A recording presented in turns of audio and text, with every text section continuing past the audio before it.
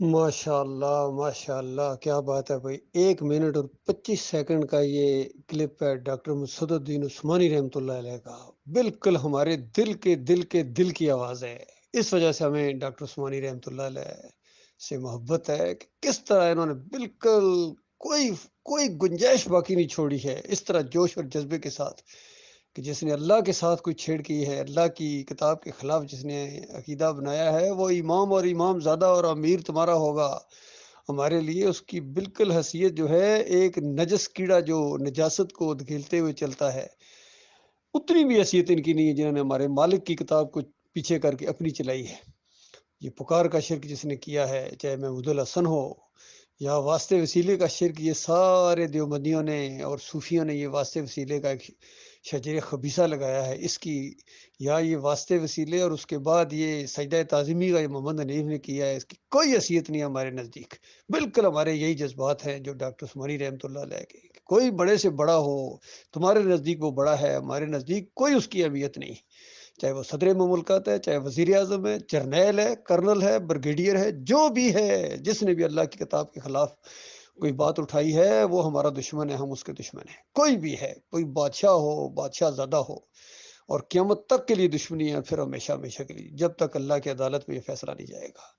اللہ کے بندو، یہ کھیل کھیلا ہے ان ظالموں نے، پوری دنیا کے اندر شرک اور کفر پھیلا دیا اور مسلمانوں کو ذلیل و خوار ہر جگہ کیا جا رہا ہے۔ پھر کہتے ہیں ان کو کچھ نہ کہو، ان کو کہیں گے تو بات کون سنے گا، نہ سنے بات، جہنم کی آگ کو مالک موقع دے گا، وہاں یہ چیخیں گے چلائیں گے، کہیں گے کاش ہم سنتے اور کاش ہم نے اپنی عقل کو استعمال کیا ہوتا۔ لہذا بالکل کھول کے ننگی دعوت دی جائے گی اس قوم کے اندر، جب تک کوئی خیر نہیں آ سکتی، جب تک یہ دعوت نہ دی جائے۔ آنکھوں میں آنکھیں ڈال کے دلکار کے پہلے سمجھاؤ اور پھر اس کے بعد للکارو، اپنی جان اور مال لگاؤ ان طاغوتوں کے خلاف۔ ان کی حمایت کرتے ہو، پھر کہتے ہو تم مومن ہو، توحیدی ہو، تمہیں ایمان کی ہوا بھی نہیں لگی۔ اگر بال برابر ان کی سائڈ لیتے اور ان دل کے اندر کسی گوشے کے اندر اگر ان کا کوئی مقام ہے، ان طاغوتوں کا، ان صوفیوں کا، ان اعلیٰ حضرت کا اور ابو العلا کا، اور یہ جتنے بھی گزرے ہیں، ان کا کھول کھول کر ان کا کفر و شرک سامنے لایا گیا ہے، چاہے ڈاکٹر اسرار ہوں، چاہے یہ علی انجینئر ہو، یا تقی عثمانی ہو، رفیع عثمانی ہو جو مر گئے ہوں وہ، یا یہ جتنے یہ زندہ ہے، طارق جمیل ہو، طاہر القادری ہو، فضل الرحمان ہو، خلیل الرحمان ہو، منور سلطان ہو، سب کو ایک کھٹیرے میں کھڑا کر دیا گیا بے ایمانوں کو۔ کوئی ہمارا نہیں ہے جو ہمارے مالک کا دشمن ہے، جو ہمارے مالک کی کتاب کو پیچھے ہٹا کے اپنی بات چلانا چاہتا ہے، ہمارے ساتھ دشمنی ہے، سن لو ہمارا دشمن ہے، ہم اس کے دشمن ہیں۔ قیامت تک یہ دشمنی رہے گی مومنوں کی ایسے کافروں طاغوتوں کے ساتھ۔ کہتے ہیں ان کو کچھ نہ کہو، ان کو کچھ نہ کہو، پھر تمہیں نہ کچھ کہیں، اور پھر اس طرح جب بات سامنے آتی ہے کھول کھول کے بیان کیا جاتا ہے، پھر آگ لگ جاتی ہے ان کو۔ اصل میں ان کے دماغوں میں شرک ہے، ان کے خون میں شرک ہے، ان کے پٹھوں اور رگوں میں شرک ہے۔ اللہ کا لاکھ لاکھ شکر ہے، مالک نے ہمیں اس گندگی سے نکالا ہے۔ کہتے ہم نے جماعت سے نکال دیا، تم کون ہوتے ہو جماعت سے نکالنے والے؟